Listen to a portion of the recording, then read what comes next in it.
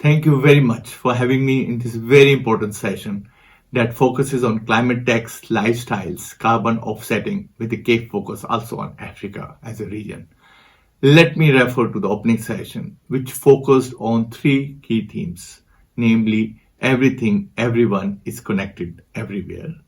A crossing approach is needed, and of course, we need a new sustainable deal, and that sums up very well the essence and direction of this very important conference. In my view, there was clear consensus and clarion call in the morning session as well as other sessions to break the silos and start addressing climate change, biodiversity loss, and land degradation collectively and in an integrated way. When we talk about the decarbonization of our economies, we are talking about clean energy systems which are transformatives, and the way we produce, use, and price our energy.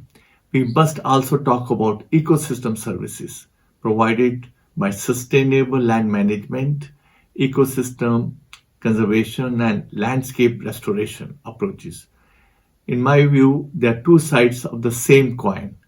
Let me pick up two specific examples building on earlier sessions and my intervention.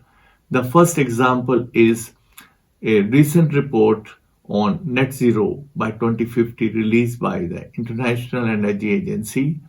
This report, which was also released among other forums at Dublin Climate Dialogues, highlights the fact that climate pledges made by governments to date, even if fully achieved, would fall well short of what is required to bring greenhouse gas emissions fast enough worldwide to achieve less than 1.5 degree by 2050. To achieve net zero by 2050, we would need to move to clean and resilient energy and ecosystems dominated by renewables, especially solar and wind. And this would mean adopting a very ambitious and transformative global clean energy agenda that envisages no investments in new fossil fuel supply projects and no further investments in new coal plants. That will require a fundamental shift in many parts of the world, especially in developing countries.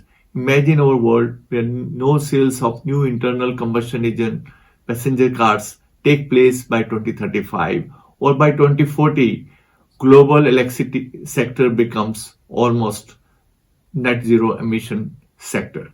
This will make huge progress towards achieving net zero by 2050.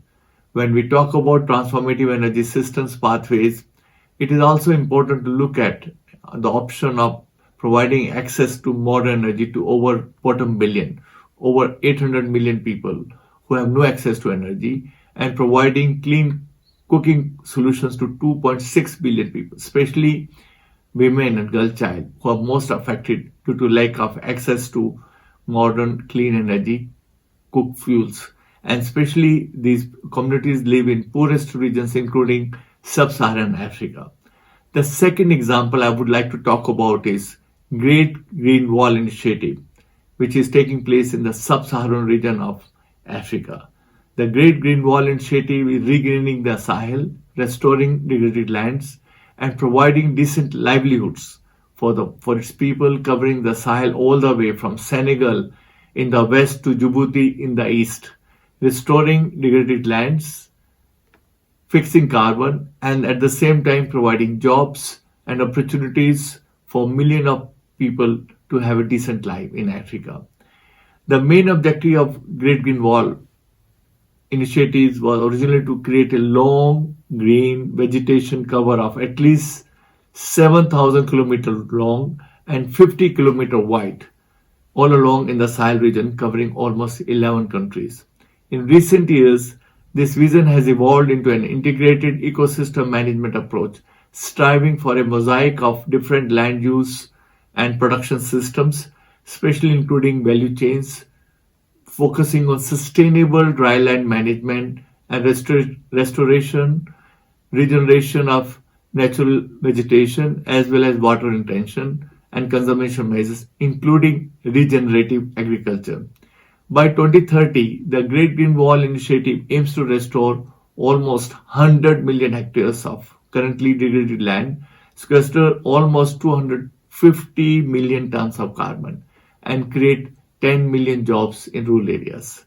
This is a very good example of where a transformative ecosystem program can contribute to climate, land, and biodiversity agenda along with creating jobs. Great Green Wall is in sense covering almost 15 out of 17 sustainable development goals in that region. It is one of the largest transformative projects that addresses climate change, biodiversity, and land degradation at the same time. And this is what we require. Let me conclude by emphasizing the fact that we need more of such transformative projects and programs like Great Green Wall around the world. Africa has shown the green pathway that could transform and decarbonize economies, have ecosystem restoration, address climate change, both on mitigation and adaptation side, and simultaneously create green jobs, promote green energy, and enhance landscape restoration. And that's the way to go. Thank you so much for having me in this very important session.